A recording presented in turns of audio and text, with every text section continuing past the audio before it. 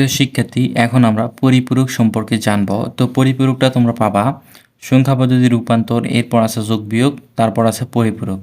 তো পরিপূরক কয় রকম হয়? দুই রকম, একটা হচ্ছে একের পরিপূরক আর একটা হচ্ছে দুইয়ের পরিপূরক। তো এই পরিপূরক সম্পর্কে তোমাদের পরীক্ষায় যেরকম প্রশ্ন আসে সেরকম একটা আমি এখানে এক্সাম্পল দিয়েছি। মনে করো একটা 27 ডেসিমেল সংখ্যা, এই ডেসিমেল সংখ্যার দুইয়ের পরিপূরক কত?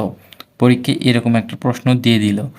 তাহলে এটি সমাধান করার জন্য তোমাদের একটি প্রসেস ফলো করতে হবে। সেই প্রসেসটা এখন আমি তোমাদের শেখাবো। তো আমি এখানে একটি প্রসেস দিয়ে রাখছি, দেখো। প্রথমে যে সংখ্যায় থাক সেই সংখ্যা থেকে প্রথমে তোমাকে তার বাইনারিটা বের করতে হবে। তোমরা যদি বাইনারি বের করতে না পারো তাহলে আমার এই সম্পর্কে একটি ক্লাস রয়েছে, আমি ডিসক্রিপশন বক্সে লিঙ্কও দিয়ে দিব, দেখতে পারো। আর এখানে আমি একটু হালকা বুঝিয়ে দেব। তো যা বলছিলাম, সংখ্যা থেকে প্রথমে বাইনারি করতে হবে, তারপর এই বাইনারি মানকে প্রকৃত মান করতে হবে। প্রকৃত মান করার পর তার বিপরীত মান বের করতে হবে। তো যেই বিপরীত মান বের হবে এই বিপরীত মানটাই হলো একের পরিপূরক, এবং এই বিপরীত মানের সঙ্গে এক যোগ করে আমরা যেটি পাবো সেটি হলো দুইয়ের পরিপূরক। তো এই প্রকৃত মান বিপরীত মান এক যোগ কীভাবে করতে হয় সেই জিনিসটি এখন আমি তোমাদের দেখাবো। তো প্রথমে আমি এখানে 27-এর বাইনারি মান বের করব, যেহেতু প্রসেসের সংখ্যা থেকে বাইনারি বের করতে হবে। তো আমি এখানে 27-এর বাইনারি মান বের করছি। কীভাবে বের করছি দেখো, আমি সংক্ষেপে তোমাদের বুঝিয়ে দিচ্ছি। তো 27কে বাইনারি রূপান্তর করার জন্য আমরা বাইনারি বেস 2 দ্বারা ভাগ করব। তো যদি আমরা প্রথমে 27কে 2 দ্বারা ভাগ করি তাহলে কত আসে? ভাগফল 13 ভাগশেষ 1। এরপর 13কে 2 দ্বারা ভাগ করলে ভাগফল 6 ভাগশেষ 1। এরপর 6কে 2 দ্বারা ভাগ করলে ভাগফল 3 ভাগশেষ 1। এরপর 3কে 2 দ্বারা ভাগ করলে ভাগফল 1 ভাগশেষ 1। এরপর 1কে 2 দ্বারা ভাগ করলে ভাগফল 0 এবং ভাগশেষ 1। আর এই যে ভাগশেষগুলিকে নিচ থেকে উপরে লিখে আমরা যেই মানটি পাবো সেটি হলো বাইনারি সংখ্যা। তো আমরা এখানে বাইনারি সংখ্যা কত পাইছি? 11011। তো আমরা প্রথমে বাইনারি সংখ্যাটা এখানে লিখব। এরপরের কাজটি হলো বাইনারি সংখ্যাকে এখন প্রকৃত মানে রূপান্তর করতে হবে। তো প্রকৃত মানটা আসলে কি এটি জানার জন্য তোমাদের একটা জিনিস জানতে হবে, সেটি হলো বাইনারির বিট কিভাবে গণনা করা হয়। তো দেখো এখানে কয়টা বিট আছে? 1 2 3 4 5।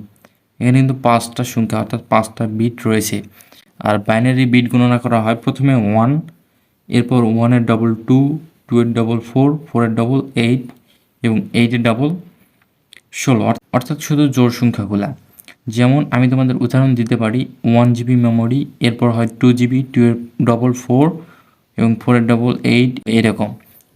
তো দেখো এখানে যেহেতু আমাদের আছে কয়টা বিট? 5টা। তো 4 এবং 8-এর মাঝামাঝি অবস্থান করতেছে আমাদের এই সংখ্যাটি। তো এখন এই সংখ্যাকে কমিয়ে কি আমরা 4 করতে পারবো না? তাহলে কি করতে হবে? বাড়িয়ে 8 করতে হবে, কারণ বিটের একটা কম্বিনেশন আছে, সেটি হলো ডবল। যেমন 1-এর ডবল 2, 2-এর ডবল 4, 4-এর ডবল 8।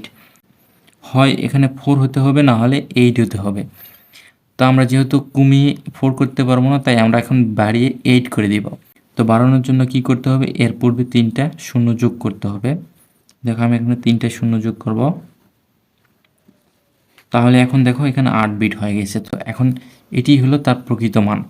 এখন এই প্রকৃত মানের বিপরীত মান যেটি হবে সেটি হলো একের পরিপূরক। তো বিপরীত মান কিভাবে তোমরা বের করবা? এই যে দেখো, 1-এর পরিবর্তে এখানে 0, এই 1-এর পরিবর্তে 0, এই 0-র পরিবর্তে 1, এই 1-এর পরিবর্তে 0, এই 1-এর পরিবর্তে 0, এই 0-র পরিবর্তে 1, এই 0-র পরিবর্তে 1, 1। এই যে যেটা তোমরা পেলে এটি হলো একের পরিপূরক। সংক্ষেপে লিখলাম, এই যে সংখ্যাটা বের হলো এটাকে এখন আমরা 2-এর পরিপূরক মান বের করবো। এর জন্য কি করতে হবে? বিপরীত মানের সাথে 1 যোগ করতে হবে। তো আমি আশা করবো তোমরা বাইনারি যোগ বিয়োগ পারো। যদি না পারো এই নিয়ে আমাদের একটি ক্লাস রয়েছে, সেটি তোমরা দেখতে পারো, আমি ডিসক্রিপশন বক্সে লিঙ্ক দিয়ে দিব। তো আমি এখানে দেখাচ্ছি সংক্ষেপে। তো আমরা এখানে কি করব? 1 যোগ করব। এটা কিন্তু আমরা বাইনারি নিয়মে যোগ করব। তাহলে দেখে যে 0-র সঙ্গে 1 যোগ করলে কত হয়? 1।